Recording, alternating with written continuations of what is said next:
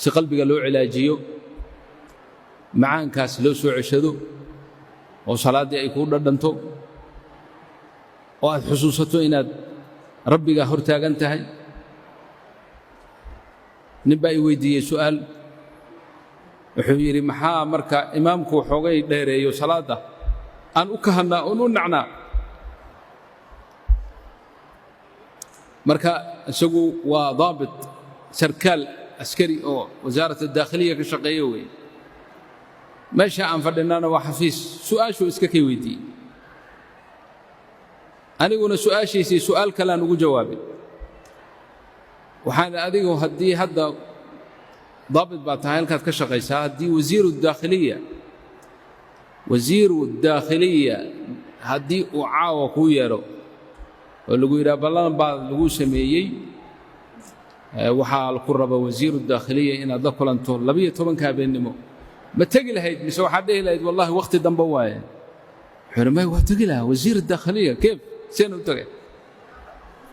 waxaa idhi dayib, markaad tagtay wasiirku hadduu kaa yar mashquulay oo xoogay bannaanka lagu yar istaajiyey, lagu fadhiisiiyey, meesha lagu sugo, madiida maya waa sugi lahaa. ay markaa hor fadhiisatay oo wasiirkii la sheekaysanaysay, saacadda miyaad fiirin lahayd marba od odhan lahayd waa nugu dheereeyey hadalka? mayuu yidhi wallahi yani xaqiiqatan haddaan kaaga warramo maya. waxaan idhi kaas marka wasiirkii weeye. fakayfa amiirka hadduu ku yeelo, amiirka waddanka ninka ugu sarreeyaa la yidhaha qatar meeshan joogo, amiirka haddii uu ku yeelo ka war, taa iskaba dhaaf buu yidhi amiirka. yani hadii umniyadeedaba waaye saan ku heli lahaa.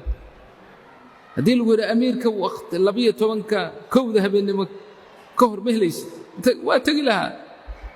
leesh baan maxaa jira? hada huwa alamiir. waxaan anaa kuu sheegay sababta markaad ilaahay hortiisa aad istaagto oo kuula dheeraanayo la hadalka ilaahay, laakiin amiirka hortiisa uu hadalku kuula dheeraanaynin aan kuu sheegaan. leanna waxaad yaqiinsan tahay amiirka ama madaxweynahan hortaada jooga inuu xaajaadkaaga oo dhan kuu gudi karo, waxaad u baahan tahay inaad ka heli karto.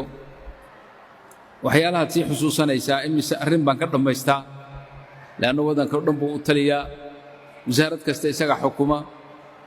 xaajooyinka marka wasaarooyinka iyo kaaga xidhxidhan inuu kuu xallin karo ayaad dareensan tahay.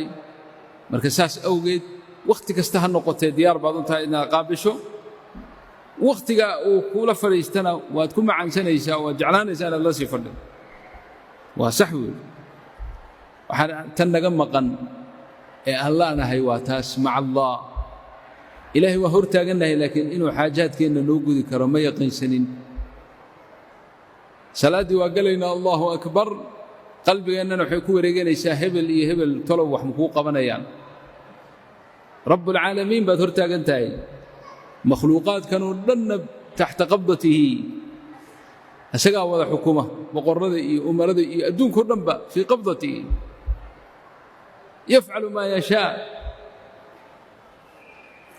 marka haddaad og tahay yaqiinan dhab ahaan in addoon ilaahay aad tahay, rabbigaa markaad hor taagan tahayna xaajadaada uu isagu kuu gudayo, ilaahayna si dhaba uu qalbigaaga arrintaa uga daalacdo, waxa waaye maadan dherarsateen, waa ku macaansan lahayd dikrigiisa.